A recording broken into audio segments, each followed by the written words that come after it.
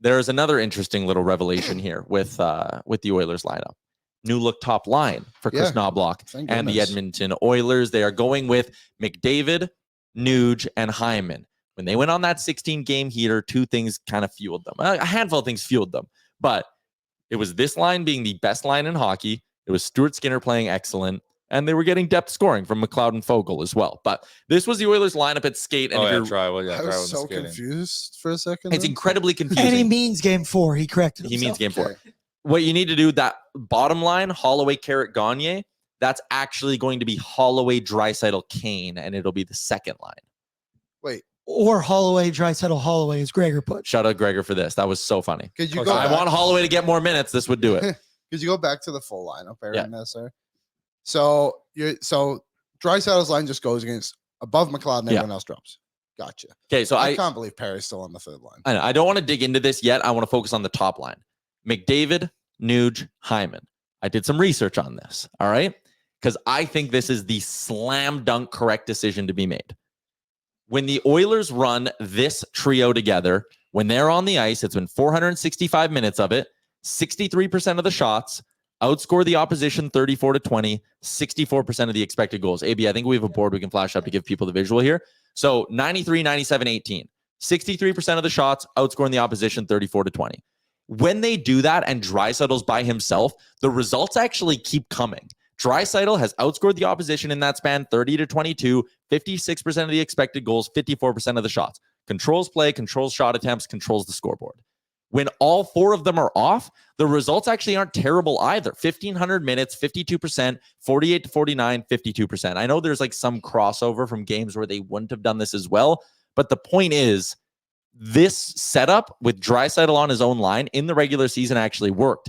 When you compare it to the bottom two rows, which are McDavid, Draisaitl, and Hyman, when that three's a trio, 57% of the shots, so actually worse than when they go 93, 97, 18, scores 27-11. Again, better. The scoring is better, there's no doubt. Expected goals for 62%, though, so actually a little bit lower than with the big three. And then when all three of them are off the ice and it's Nuge, you see the expected goals for of that group is basically the same as when all four are off. But again, you only have one line humming. It's the bottom nine in this scenario that are just staying afloat. So, yeah. This gives you a top six, and you need a top six. And that's my point. We've been a bottom nine for some reason because our depth has gone quiet. And any idea that Draisaitl can't do it on his own? Playoff dry, man. He can drive a line. So that was probably an adjustment that should have been made. Arguably, game 2. Yeah, probably. Arguably. Like, I agree. And maybe Draisaitl's health was a factor in all of that. But I just like this setup more because you have two groups that produce with this setup versus when you go with the big line, it's the big three and it's absolutely nothing else behind it. This makes Ryan Nugent-Hopkins a more successful contributor to your lineup. This, I think, makes Evander Kane a more successful contributor to your lineup. And I like the balance more. It makes sense. This line, 93, 97, and 18, one of the best, if not the best line in hockey when they were together for that stretch. Yeah, and we haven't seen it at all in the playoffs yet, and I think it's something that's extremely necessary. But there was talk today, right, about them going 11-7. Yeah. So just on that, could you pull up the lines, Aaron, please? I wonder if they'll put Draisaitl down on the third line between McLeod and Fogle a couple of shifts too, and get that line going, because that line has been electric when they played as well. Okay, so let's talk about that a little bit more. Lineup report brought to you by Wendy's. Frozen pucks are awesome when they're in the back of the other guy's net, but that doesn't mean you'd want to eat one, Liam. No one likes eating something that's frozen.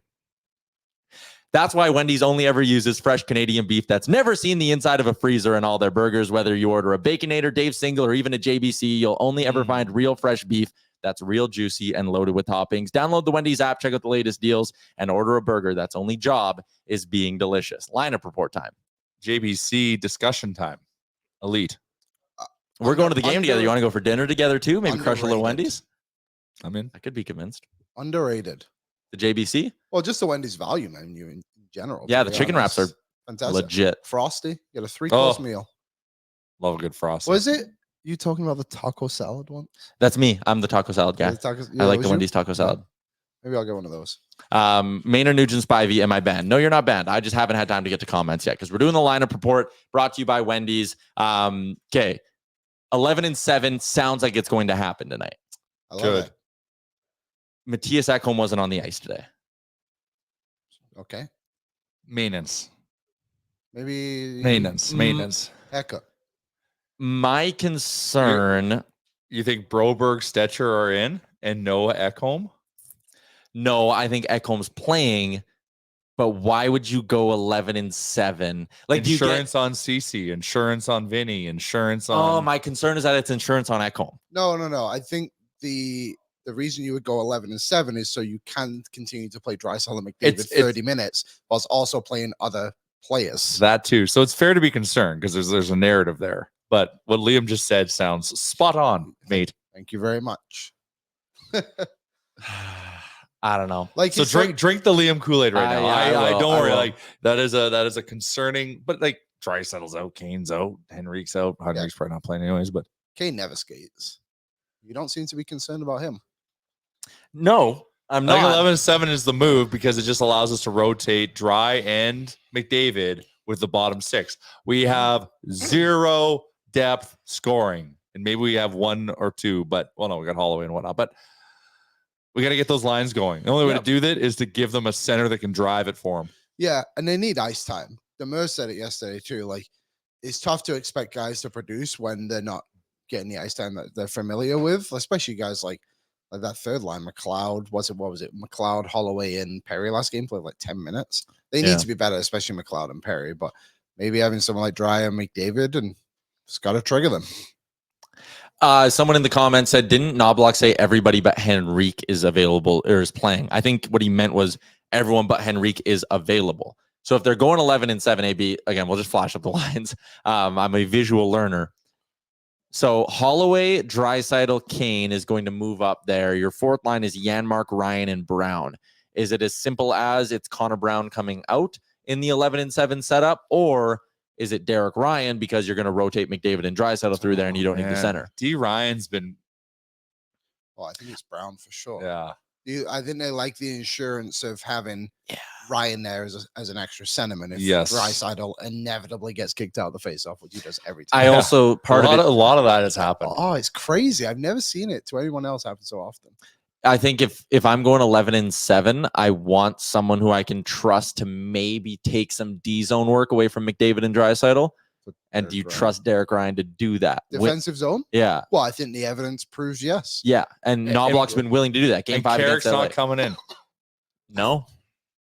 I also would have done that, I think. I think I would play Carrick and sit both Ryan and Brown tonight. Oh, I would sit Brown and Perry.